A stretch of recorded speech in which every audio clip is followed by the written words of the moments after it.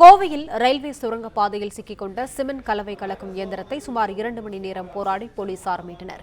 கூடுதல் விவரங்களை செய்தியாளர் நேசராஜ் வழங்க கேட்கலாம். நேசராஜ், வணக்கம். விவரங்களை பதிவு பண்ணலாம். வணக்கம். இன்று அதிகாலை 1 மணி அளவில் சிமெண்ட் கலவை கலக்கும் லாரி கோவை ரயில் நிலைய சுரங்கப்பாதை பாலத்தில் மாட்டி பரபரப்பை ஏற்படுத்தியது.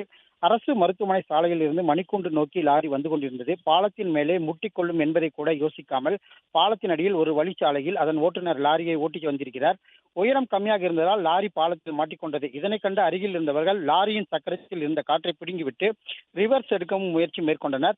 ஆனால் இது முடியாமல் போனது. அருகில் இருந்த ரயில்வே போலீசார் சம்பவ இடத்திற்கு வந்து அந்த லாரியை மீட்டனர். இந்த பாலத்தில் தினந்தோறும் ரயில்களும் நூற்றுக்கணக்கான பொதுமக்களும் கடந்து செல்கின்றன. இரவு நேரம் என்பதால் போக்குவரத்து பாதிப்பு இல்லை என்பது குறிப்பிடத்தக்கது.